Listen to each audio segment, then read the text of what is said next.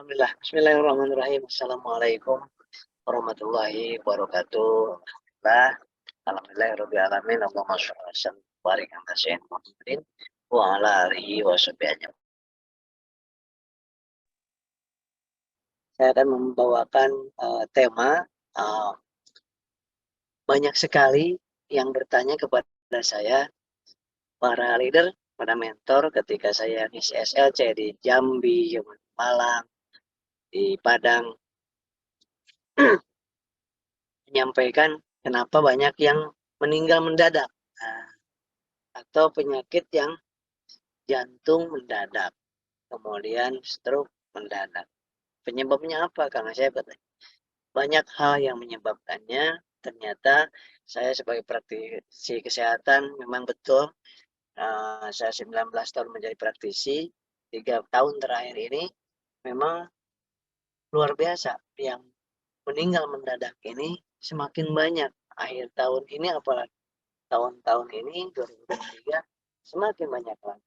Nah, itu secara syariatnya, ilmiahnya tentu ada sebab akibatnya. Secara hakikatnya tentunya udah habis rezekinya. Nah, sudah habis rezekinya pasti sudah selesai hidup. Kalau ada satu butir nasi saja yang masih ada buat kita, gak bakal mati. Sebutir nasi itu harus masuk dulu ke dalam diri kita. Itu indahnya kalau kita memahami hakikat kehidupan di dunia ini. Bapak Ibu yang dimuliakan Allah Subhanahu wa taala, para ambasador yang mulia, pada kesempatan siang hari ini berkaitan dengan banyaknya yang wafat, ya, yang wafat tiba-tiba, ada yang sedang jogging wafat, sedang sehat wafat, sedang sakit sebentar wafat. Nah, ini pasti ada penyebabnya. Hidup yang tidak sehat. Ada 2 atau 3 kaitannya produk PTBS yang saya akan munculkan pada siang hari ini dengan sangat singkat. Nah, tetapi sebelum produk yang saya sampaikan, saya akan berikan dulu gambaran Bapak Ibu, gambaran apa namanya? Ini bahwa ada yang dinamakan penyakit degeneratif. 1, penyakit jantung, 2, diabetes, 3, stroke, 4, hipertensi. Ini 4 macam penyakit degeneratif yang tertinggi tingkat kejadian dan kematian. Sebenarnya ada sekitar 50 penyakit degeneratif. Penyakit degeneratif itu penyakit karena penuaan. Nah, karena penuaan, maka berduyun-duyun orang bagaimana supaya nggak cepat terjadi penuaan. Kalau tua pasti, tapi penuaan itu bisa diminimalisir. Ya, seperti itu ya. Kemudian ada orang, saya dan Bapak Ibu pasti bagaimana supaya tidak terjadi cepat penuaan. Sedangkan organ tubuh kita bekerja setiap saat. Udah puluhan tahun. Nah, untuk yang cuci darah, ginjal, sudah 6 bulan. Nah, boleh sekarang saya, nanti jawabnya ya, nanti ya, dimulainya. Izinkan saya 15 menit untuk menyampaikan materi ini. Nanti lebih lama 30 menit, insya Allah tanya jawab. Jangan bertanya dulu ya, insya Allah, supaya kita fokus dulu. Nah, penyakit degeneratif itu penyakit yang mengiringi proses penuaan. Yang setiap orang itu mau tidak mau akan terjadi penyakit ini. Tetapi tidak harus, tidak wajib, dan tidak pasti. Ya, kalau kita bisa menjaganya tentu bisa terhindar tidak kena penyakit-penyakit tersebut.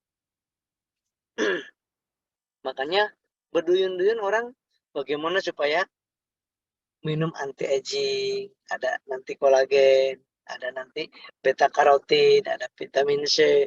Walaupun mahal, itu dilakukan. Ya, sekali suntik ada yang 600.000. Sekali suntik ada yang 1.200.000. Hanya untuk anti-aging, anti penuaan. Ya, ya. Nah, kemudian Bapak Ibu, selanjutnya slide ini saya perlu sampaikan juga kepada Bapak Ibu. Nah, kenapa terjadi penyakit?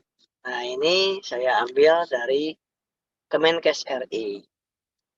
Karena kita jarang sekali untuk menjaga pola hidup.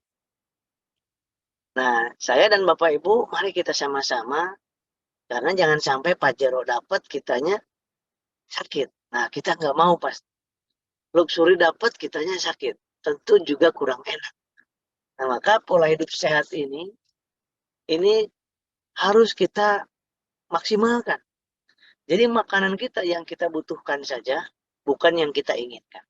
Nah, mencegah hipertensi yang merupakan faktor risiko PJK, penyakit jantung koroner ini adalah penyakit penyebab kematian nomor 2 sesudah stroke.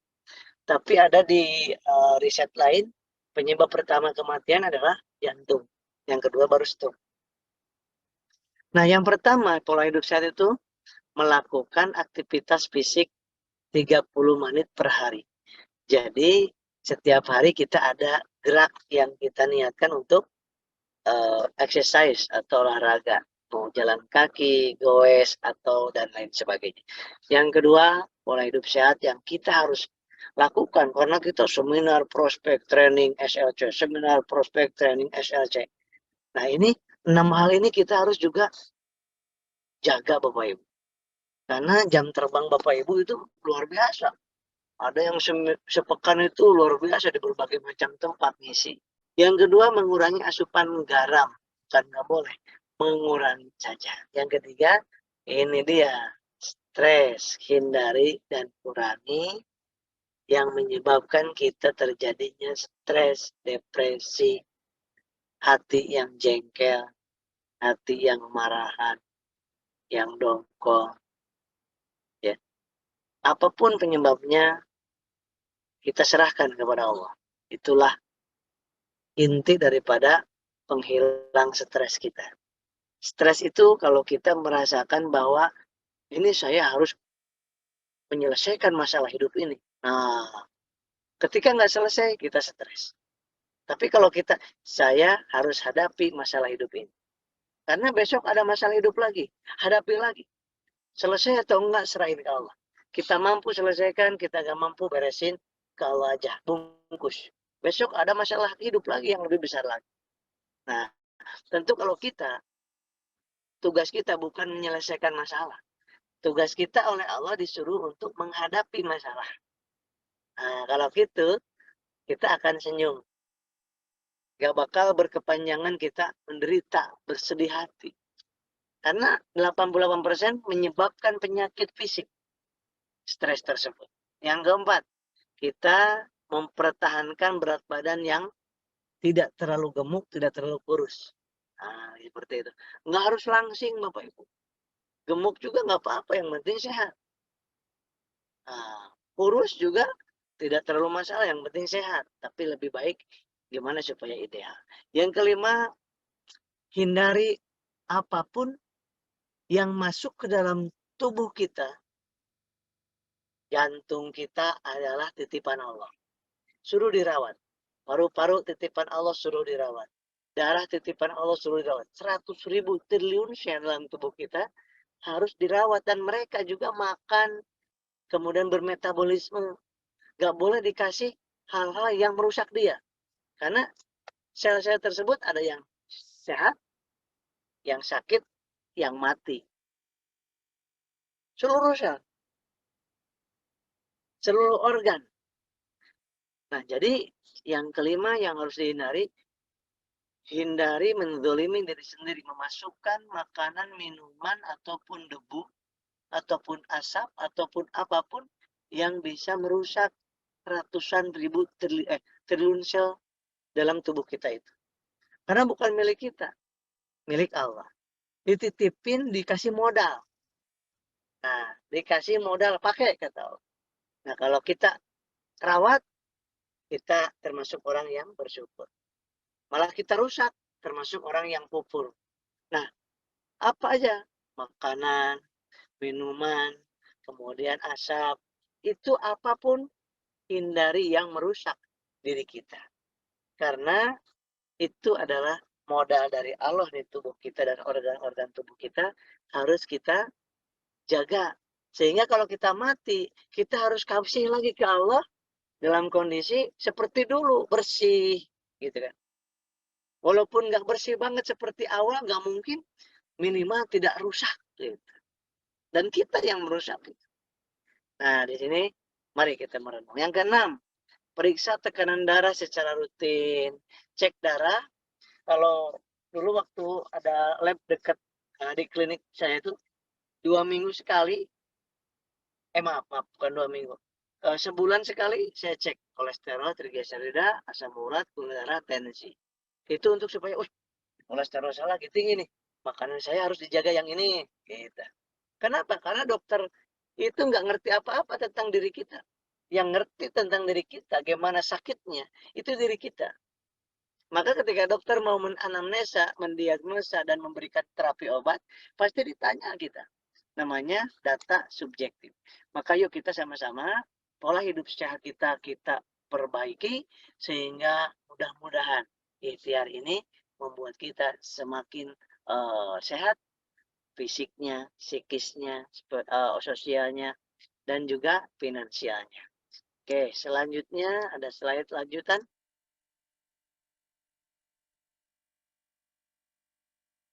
Hidup sehat yang selanjutnya, yang pertama istirahat kita cukupkan Bapak Ibu.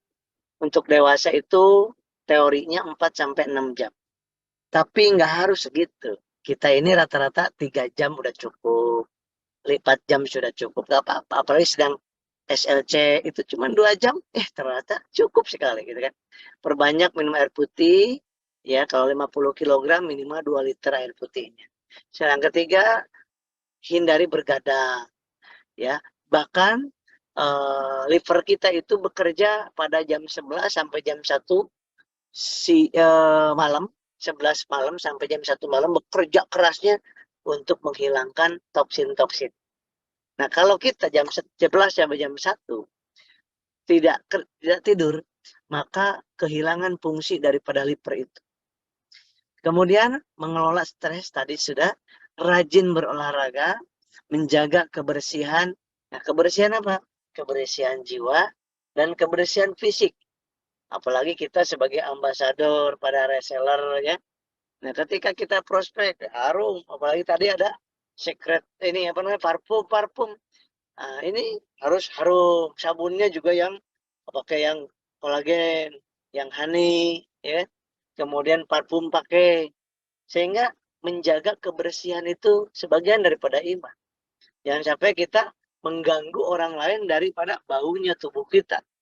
Nah, padahal kita mendakwahkan kebaikan, mendakwahkan parfum, tapi kitanya enggak pakai parfum, alias kurang nyaman di orang lain yang dekat dengan kita. Nah, ini harus dijaga.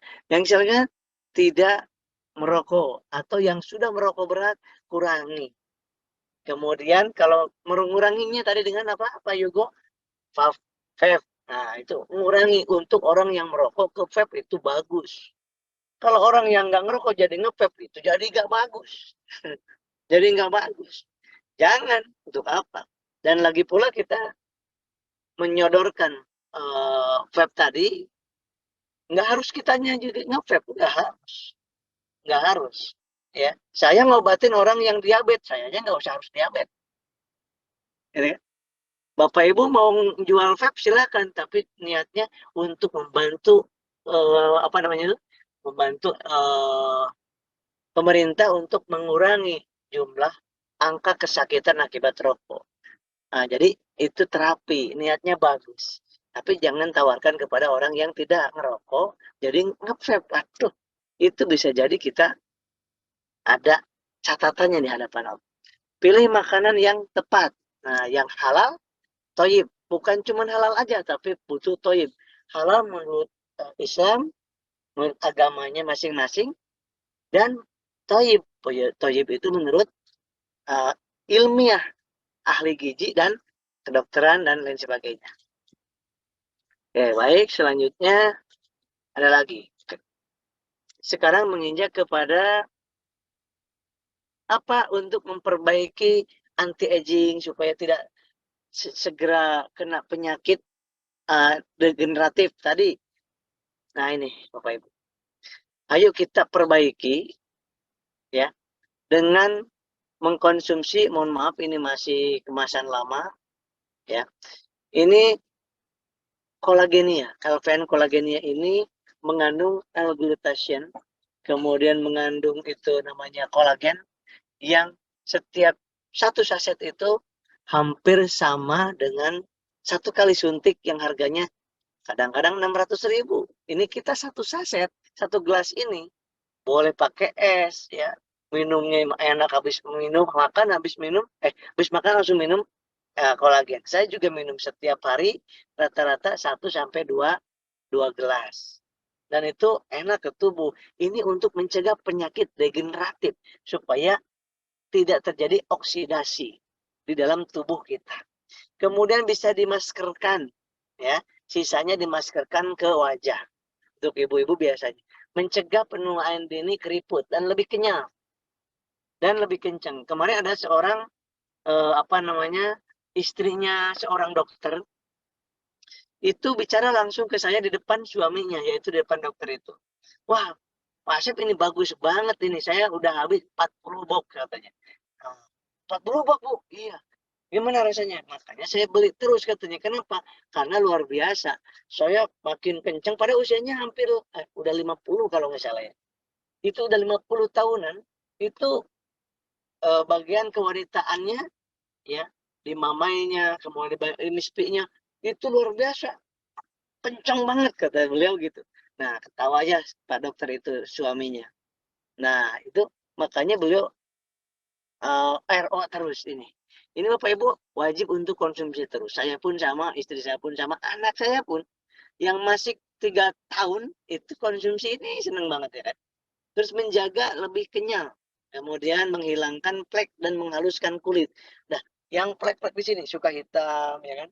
Kemudian di lutut, kemudian di kaki yang suka sila terus ya kan. Suka hitam-hitam itu bisa diatasi dengan kolagennya ini. Yang selanjutnya menghilangkan bekas jerawat dan bekas luka seperti nutrisi kesehatan plus kecantikan. Jadi kesehatan untuk mencegah penyakit degeneratif yang tadi saya sampaikan. Kemudian juga untuk memperbaiki kecantikan kulit, ya kan? Kulit lebih bersih, lebih kenyal, lebih enak dipandang mata. Nah, kemudian selanjutnya itu konsumsinya 1 kali sehari satu kali sehari 1 saset atau pagi sama siang atau siang sama sore boleh. Nah kemudian untuk pengobatan penyakit juga bisa digunakan ini untuk kista, untuk miom, untuk cancer ya, dan untuk asam urat itu digabungkan dengan Bimex atau asam urat. Nah kemudian kita ada masalah lain lagi. Nah, sebentar, sebelum ke sana, saya sampaikan dari Rasulullah. Tadi dari dari Kemenkes. Nah, sehat ala Rasulullah SAW. Tidak begadang, cepatkan tidurnya. Cepatkan tidurnya biar jam 2 bisa bangun. Gitu. Yang kedua, menjaga kebersihan. Ini kata Rasulullah. Dan Rasulullah melakukan ini. Dan menjaga kebersihan. Yang keempat, olahraga. Ajarkan anakku memanah berenang, kata Rasulullah. Selanjutnya berpuasa sunnah. Ternyata puasa itu sesuai penelitian luar biasa. Bisa mendetoksifikasi di dalam pencernaan dan tubuh kita. Yang selanjutnya silaturahmi. Ini cara ala Rasulullah supaya kita tetap diberikan kesehatan Allah Subhanahu wa Ta'ala. Nah, kemudian selanjutnya, nah ini banyak keluhan dari para suami penyebab disfungsi ereksi. Disfungsi ereksi itu kelainan dalam dalam ereksi ya gitu kan. Ada yang impotensi itu sama sekali tidak bisa hubungan suami istri, tidak bisa ereksi. Kalau disfungsi ereksi itu bisa tetapi agak kesulitan. Nah jadi dibagi 2 saja. Penyebabnya apa? Disfungsi ereksi sama impotensi, Banyak penyebabnya. Satu, aliran darah itu yang jelas nggak lancar ke situ. Pembuluh darahnya nggak melebar, aliran darahnya yang nggak lancar ke alat ke Mr. P. Nah, penyebabnya satu, konsumsi alkohol. Itu harus dihindari. Yang kedua, nikotin. Yang ketiga, asupan gula yang terlalu tinggi atau terlalu rendah gula pun sama, bikin lemes. Nggak bisa ereksi. Yang keempat, pola tidur yang kurang. Yang kelima, pola olahraga. Dan saya garis bawahi tersebut, 88% penyebab disfungsi ereksi atau impotensi dari psikis. Psikis apa? Mikirin hutang, ketakutan, kecemasan, nggak mood, itu pengaruhnya 88% bisa ereksi dan tidaknya. Nah, kemudian apa solusinya? Nah, solusinya di PTB sudah ada, sudah lengkap. Nah, ini ada dua macam Bapak Ibu. Yang pertama ada Ecomax. Ini perhatikan baik-baik karena kebanyakan orang sedikit-sedikit Econac. Ya, disaranin Econac. Econac enggak kayak gitu Bapak Ibu. Harus paham nih Bapak Ibu, mohon maaf ya. Karena kalau ada apa-apa komplainnya juga ke saya nanti. Nah, yang ngasih tahunya siapa? Nah, itu adalah bagian dari edukasi kesehatan yang sering saya konselingkan. Konselornya ya salah satunya saya di bidang itu. Maka pada kesempatan yang berbahagia ini saya berikan amanah untuk menyampaikan hal ini karena tidak sedikit fakta bukti itu untuk berkaitan dengan yang memperbaiki hal rumah tangga itu banyak hal yang faktor penyebabnya. Nah, jadi saya awali dengan hal yang mendasar dulu Bapak Ibu. Nah, ini dia faktor keharmonisan seksual ataupun faktor keharmonisan suami istri. Satu, berkaitan dengan iman. Dua, penyebab tidak harmonis ekonomi. Tiga, kesehatan menjadi faktor ketidakharmonisan rumah tangga. Yang keempat, komunikasi yang tidak efektif. Seterusnya, yang kelima, mohon maaf ini. Yang kelima, hubungan suami istri. Nah, ini faktor yang kelima yang saya akan tekankan saat ini. Karena masalah hubungan suami istri ini karena sulit sekali untuk dikomunikasikan bagi yang jarang mengkomunikasikan. Nah, istri kepada suami komunikasikan kurang apa, sukanya diapain, sukanya apa. Nah, suami pun sama sampai jangan sampai ada yang dalam hati itu pingin seperti ini tapi tidak disampaikan kepada pasangan yang pada suami pada istri, sehingga ada terjadi hal-hal yang tidak mau ketika diajak hubungan suami istri oleh istrinya, malas. Yang lebih banyak lagi istri diajak hubungan suami istri oleh suaminya, malasnya bukan main, seperti trauma dan sebel benci. Wah, ini luar biasa. Ini akan menjadi sebuah hal yang sangat luar biasa, problematika kehidupan yang dasar. Padahal ada masalah, pinginnya gini, saya nggak suka diginiin gitu. Nah, tapi tidak bisa menyampaikannya. Nah, ini komunikasi dalam hal hubungan suami istri sangat diperlukan Bapak Ibu. Nah, ini ada hal yang menarik di sini ya. Kita bicara tentang laki-laki dulu sebagai suami. Secara ilmu medis dan ilmu seksologi bahwa ereksinya Mr. P daripada laki-laki itu dipengaruhi oleh dua hal. 12% kurang lebih itu karena fisik, seperti karena diabetes ya, mutasi hipoparida, karena aliran darah kurang, karena gula darah yang kurang, itu pun membuat ereksi tidak bagus. Ya. Kemudian karena kurang olahraga, karena kelelahan, karena kurang istirahat, kurang tidur, kurang duit. Nah, itu kurang uang nanti di yang kedua. Di yang pertama secara fisik, secara medis. Nah, yang paling besar ya, Mr. P ini dipengaruhi oleh psikis. Nah, psikis itu apa? Misalkan sekarang sedang tidak mood seorang suami. Itu alam bawah sadarnya tidak akan menggerakkan tubuhnya untuk mengalirkan darah ke Mr. P.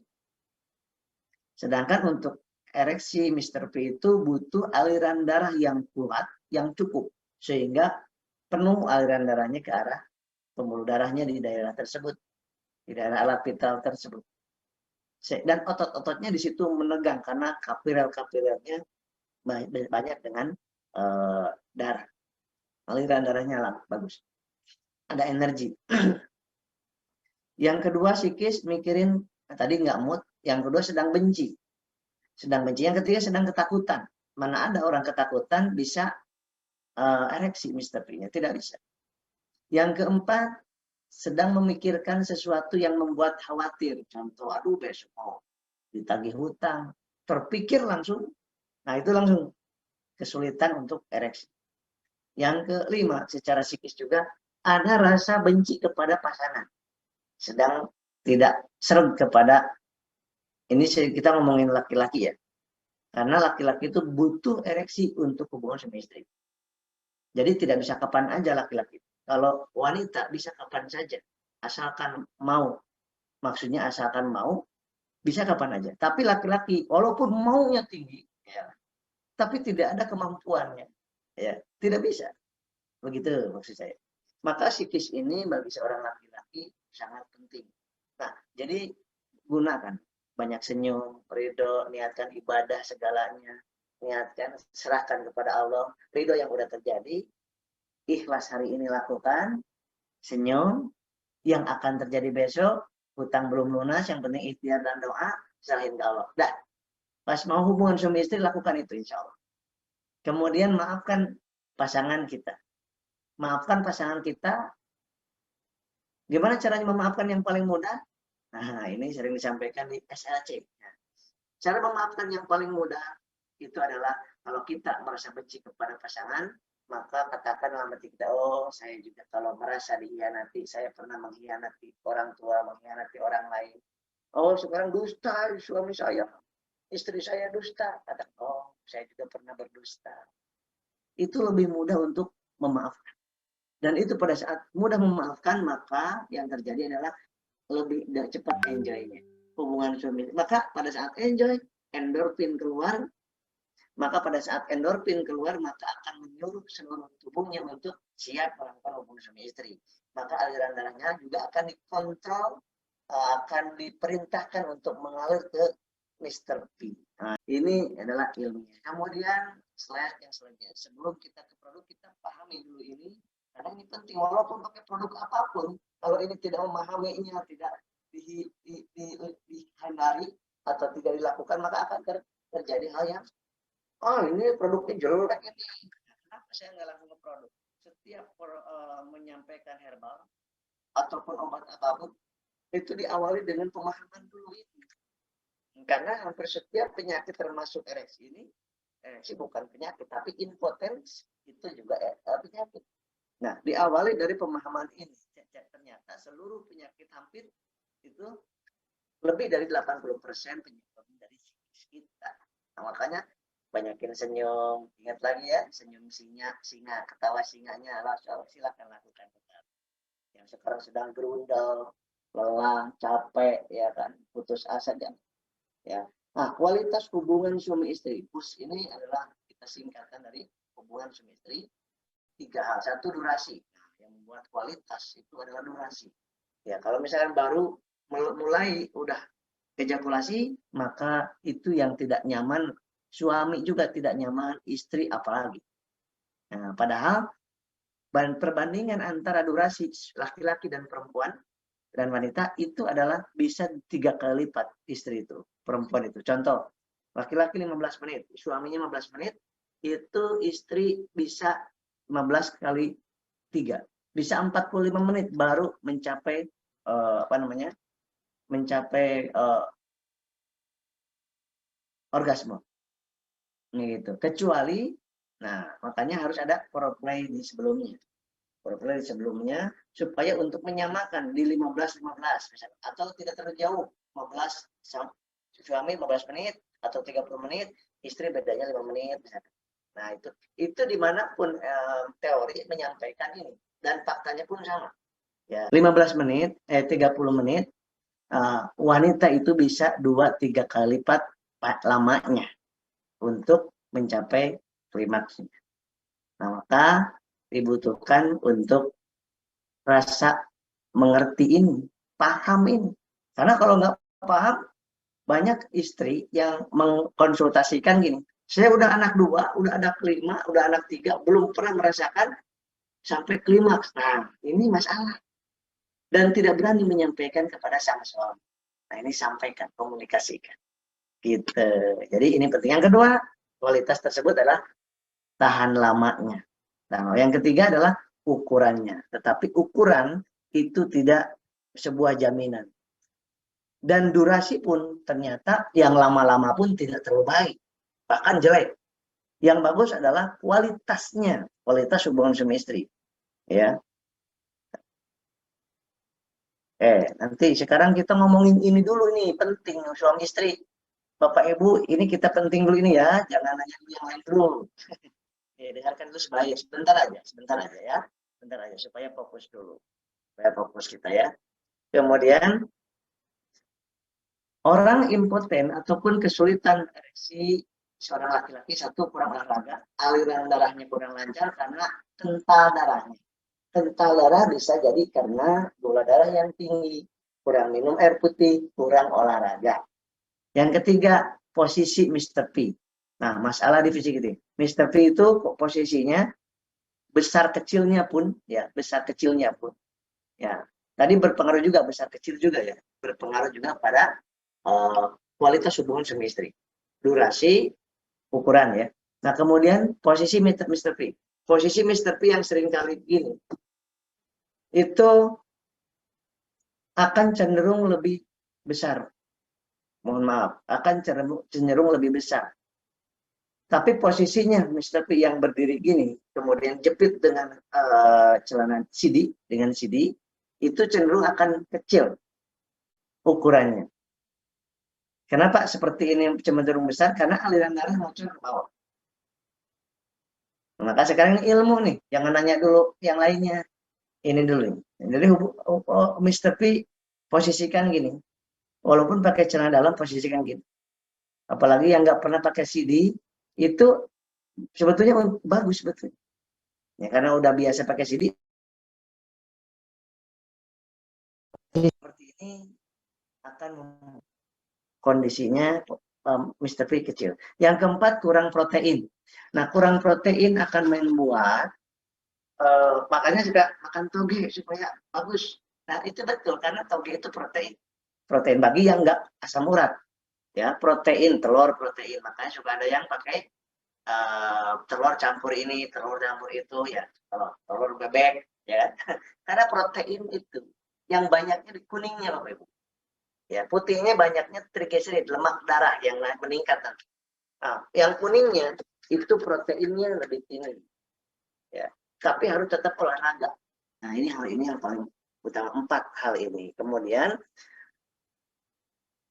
selanjutnya adalah nah ini. Ini kalau dipotong, mohon maaf. Ini anatominya ya, kalau dipotong. Itu kondisinya kayak gini. Nah, itu yang paling bawah. Yang paling bawah ini. Maaf.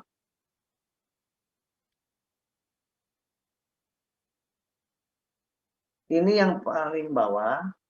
Nih. Ini uretra. Tempat pipis. Ini pembuluh darah nih yang kanan kiri. Ini pembuluh darah. Otot juga ada di sini.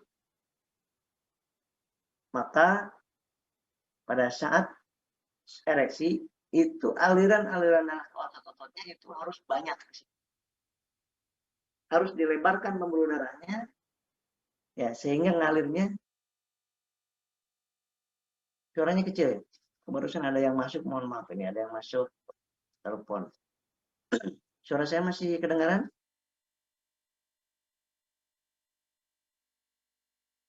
Oh, suaranya udah jelas masuk. Udah jelas. Jelas ya? Baik. Ini pembuluh darah itu, ya uretra itu yang bawah, Bapak. Yang bawah ya, yang bawah uretra, tempat pipis. Buang air kecil. Nah, Pada saat kita ereksi, itu melebar pembuluh darahnya, alir darahnya besar, banyak. Nah, itu ada obat yang gunanya melebarkan pembuluh darah dan mengalirkan darah lebih banyak ke situ. Dan psikis hormon endorfin juga kerjanya gitu. Nah, sekarang bagaimana yang kesulitan? Ya, yang kesulitan. Ada titanjel yang saya akan beri informasikan kepada Bapak Ibu. Titanjel ini gunanya untuk melebarkan pembuluh darah dan membesarkan sel-sel jaringan-jaringan daerah Mr. P. Masya Allah. Sehingga melebar pembuluh darahnya, aliran darah ke situ masuk langsung, tapi tetap psikisnya harus di-enjoy-kan. Masya Allah. Selanjutnya, sebelum ke titanjel, ke solusi, ini harus paham juga Bapak Ibu, jangan sampai fokusnya kepada apa? Fokus, ukurannya kurang besar, ukurannya kecil. Enggak itu. Tetapi kita harus tahu juga, ini adalah ukuran bagi, nah, karena saya nyunat, itu nyunat orang dewasa. 18 tahun sampai 70 tahun yang saya sunat itu, orang Indonesia ada, Asia ada, ya, orang India ada yang datang ke sini. Kemudian, apa namanya, Amerika, Belanda, Inggris. Kalau dilihat di Google ada. Kalau masih ada insya Allah. Di Inggris, orang Inggris datang ke sini. Amerika. Jadi beda-beda ukurannya. Orang, apa namanya itu? Nah ini nih. Panjangnya seperti ini. Orang Jepang, Indonesia, Malaysia, nah ini Asia semua. Lihat baik-baik. Dan ini bukan sebuah ukuran keharmonisan dalam rumah tangga. Panjang dan besar ini. Bukan. Keharmonisan itu ada pada hati yang melakukannya sama-sama nyaman, menyenangkan. Tentunya diniatkan dengan ibadah, Bapak Ibu. Ya, karena besar pun tidak menjamin keharmonisan, tidak. Ya, itu fakta nyata. Nah, kemudian ini lingkarnya. Nah, ini lingkarnya. Nih, Pakistan, Latin Asia, Afrika, Amerika, Timur Tengah, Asia. Ini panjangnya. Ukuran normalnya yang berlebihan, dan itu lingkarnya seperti Indonesia nih. Indonesia ini 13 cm, lingkarnya 11 cm. Kalau ada yang lebih dari itu, ya, tapi jangan sampai, wah saya kecil, saya kurang ini. Nah ini nggak usah terlalu khawatir, karena bukan dari ukuran itu, tetapi dari secara nyaman, ya sama-sama nyaman kepada pasangan hidup kita, pasangan ya, kepada istri, pada suami, sama-sama memberi kenyamanan. Nah kemudian ini juga mungkin perlu saya sampaikan, ya, 42%, 42,3% ini yang mengalami KDRT. Ini persentasenya 10,6% masalah seksual. Ya, karena tidak dikomunikasikan yang lebih banyak. Istri nggak komunikasikan kepada istri. Saya nggak suka diginiin. Gitu. Saya sukanya diginiin, saya nggak suka diginiin. Nah, itu kan. Kalau nggak disampaikan, ini akan jadi permasalahan. Nah, kemudian ini sekarang edukasi Bapak Ibu ya. Nah, kemudian sekarang solusinya gimana untuk memperbesar? Memperbesar pakai titanjel. Titanjel untuk memperbesar dan memperpanjang, membantu memperbesar, memperpanjang, lebih higienis juga, ya, membantu lebih higienis. Nah, solusi untuk memperbesar dan memperpanjang, tapi setiap orang berbeda-beda hasilnya. Apapun herbalnya, apapun obatnya, tidak bisa disamakan. Ada yang seminggu, ada yang sebulan. Nah, ini berkaitan dengan titanjel ini, berkaitan dengan memperbesar, memperpanjang. Ya, kemudian juga untuk higienis. Nah, manfaatnya untuk menjaga Mr. P agar selalu bersih dan aman dari bakteri. Ya, kemudian untuk membuat aroma Mr. P menjadi lebih nyaman, ya kan, lebih harum. Dapat membantu maksimalkan hasil dari senam Kegel, senam Kegel. Kemudian serta menguatkan Mr. P. Seperti itu. Jadi kandungannya ini membuat mengalir aliran darah lebih ngalir aliran darah. Ya, selain dari luar tadi, itu bisa mengalirkan aliran darah lebih bagus lagi dan melebarkan pembuluh darah dan sel-selnya. Nah, cara pemakaiannya adalah dioleskan, ya, dicuci dulu Mr. P-nya, dicuci terlebih dahulu pakai sabun, kemudian boleh dengan air hangat lebih bagus. Sesudah itu baru dikeringkan dan dioleskan ini dari pangkal ke ujung. Dari pangkal ke ujung, posisinya bisa dua cara. Posisinya bisa gini. Yang paling bagus, yang saya paling rekomendasikan, dulu dari 2005 juga udah ada sejenis ini, cuman lebih bagusan ini. Ya, gini, ini pangkalnya, ini ujung. Oleskan dulu, kemudian satu arah. Seperti ini, satu arah. Selama, ya lama-lama lah, 3 sampai 5 menit. Tapi kalau kelamaan boleh 3 menit aja. Supaya meresap aja. Kalau udah 2 menit, 1 menit udah meresap, udah nggak apa-apa. Dan itu didiamkan. Didiamkan 5 menit sampai 30 menit. Kalau udah seperti ini, kemudian didiamkan 5 sampai 30 menit. Biar meresap. Sesudah itu, baru dibilas. Nah, dibilas, bersihkan pakai handuk dan kering. Baru sesudah itu tunggu beberapa saat, bisa 5 menit, itu baru bisa digunakan, dipakai. Ini dicuci ya Bapak Ibu. Dicuci, ditanjal ini dicuci sebelum dan terutamanya sesudah pemakaian ditanjal. Nah, itu dipakainya 2 kali sehari, pagi malam. Ya. Pagi sama malam Bapak Herman. Pagi sama malam, pagi sama malam, pagi sama malam. Jadi 2 kali sehari dipakai. Tipis-tipis saja. Seperti itu. Biasanya ada yang 2 minggu, 14 hari sudah nampak hasilnya. Untuk masalah hasilnya itu tidak baku. Ada yang sekian mili, ada yang sekian senti, ada yang sampai 3 senti dalam waktu 1 bulan.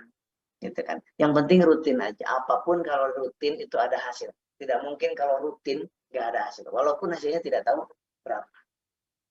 Hasilnya Pak Bambang permanen. Hasilnya permanen. Ya. Nah, karena ini yang diperbesar adalah sel-selnya, jaringannya yang ada di sistem. Kemudian ini untuk memperbesar, membantu memperbesar, memperpanjang. Ya, barangkali ada yang kekurangan. Kecilnya Mr. P itu satu karena tadi saya ulang lagi, karena jepitan CD satu. Yang kedua, bagusnya diapain? Gini, menggantung. Yang kedua, kurang olahraga. Yang ketiga, itu kurang air putih. Yang keempat, itu karena obesitas, kegemukan. Nah, makanya orang-orang yang disunat ke saya itu waktu itu bukan muslim aja. Muslim, non-muslim, ataupun baru mu'alaf, itu yang non-muslim mulai sunat banyak banget. Banyaknya yang bukan muslim. Untuk apa? Saya bilang, ini untuk kesehatan. Dan survei, saya pernah membaca sebuah artikel, survei yang membuktikan bahwa persentasenya lebih dari 30%, bahkan lebih dari 50%, itu seorang istri menyukai laki-laki yang disunat, yang dihitan. Kenapa? Karena di situ lebih higienis. Yang kedua, ereksinya lebih maksimal. Yang ketiga, ereksinya lebih cenderung lebih besar kalau disunat. Nah, itu secara penelitian seperti itu.